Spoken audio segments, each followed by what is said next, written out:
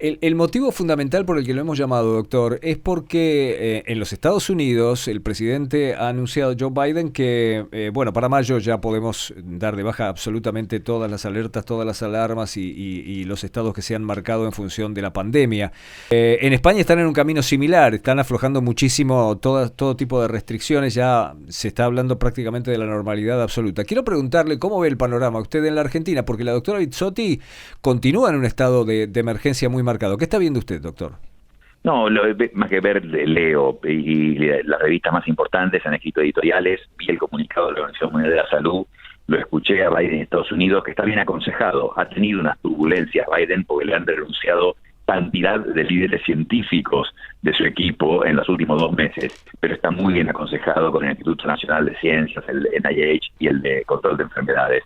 Entonces, la Organización Mundial de la Salud se juntó a fines de enero y dijeron, no podemos declarar el fin de la emergencia. Cuidado, la Organización Mundial de la Salud no puede decir que hay pandemia o no hay pandemia. Ahí no tiene jurisdicción. Sí declarar lo que se llama emergencia de salud para colaboración internacional. La sigla en inglés FAKE. En realidad es falso, una mala sigla, digamos. Uh-huh. Pero ellos sí tienen la capacidad de declarar eso, se juntaron y dijeron, no la vamos a suspender. Con lo que está pasando en China y el hecho de que en las últimas 8 semanas han aumentado un poquito las muertes, han bajado en total 70% las muertes por COVID, pero en las últimas 8 semanas habían aumentado 170.000 en 8 semanas. Entonces dijeron, no es el momento, millones de infectados, estas muertes no vamos a frenar. Entonces escucharon de Estados Unidos o hablaron o lo que sea, y en abril, fines de abril, mayo, igual que Biden para Estados Unidos, consideran terminar con el estado de emergencia general. Y eso es razonable, porque se piensa que el 90% de la población del mundo ya está vacunada o infectada. Eso quiere decir que a pesar de China, hay una muralla de inmunidad tremenda y es razonable terminar con el estado de emergencia. Cierro con esto, Pepe. El estado de emergencia implica que los recursos económicos, la atención a la pandemia va a cambiar, porque los países van a dar vuelta a la cara cuando se termine el estado de emergencia. Y de todas maneras ya es un poco una realidad.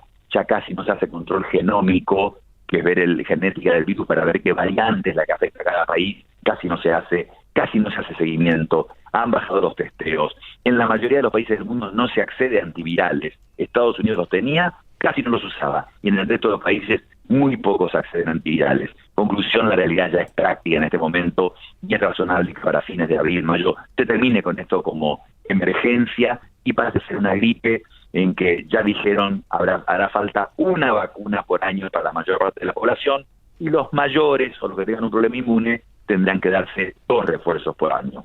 Uh-huh. Nos queda un capítulo pendiente, usted lo ha mencionado en alguna oportunidad que hemos charlado, lo ha sugerido de hecho en alguno de los párrafos que acabamos de escuchar y además de ser un foco de inequidad, es un foco de variantes que pueden complicarse, el tema África.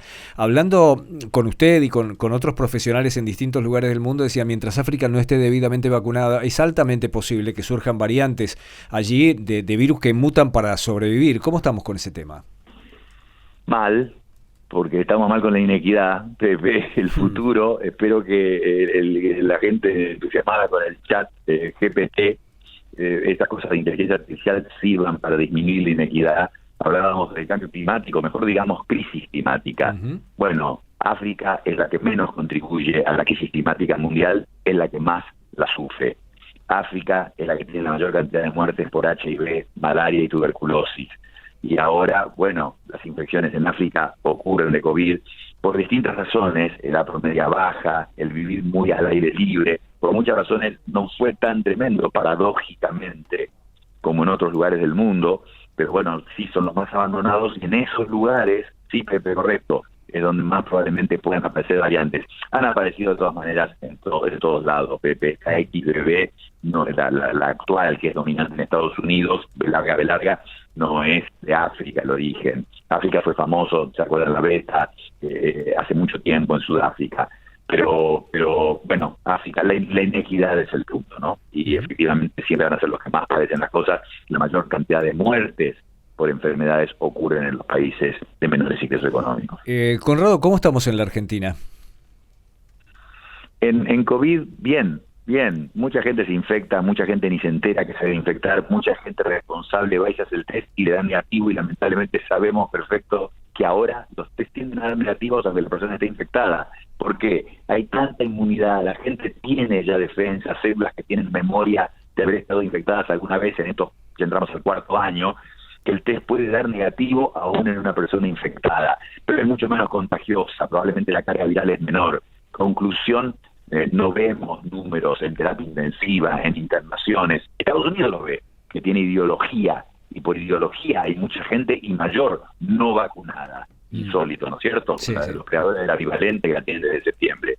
Pero en Argentina no, la mayor parte vacunados, una enorme parte infectados, muchos con las dos cosas, entonces realmente esa situación que se hablaba hace tanto de que sea un resfrío, en general es un resfrío, pero la recomendación es, sin duda, el que ya lleva 6 meses sin haberse vacunado y tenga más de 50 años, o especialmente más de 65 años, tiene que darse un refuerzo porque puede llegar a tener un disgusto si se infecta. Doctor, gracias por su tiempo. Muchas gracias por llamar, Pepe. Muy buen día. Un saludo muy cordial. Doctor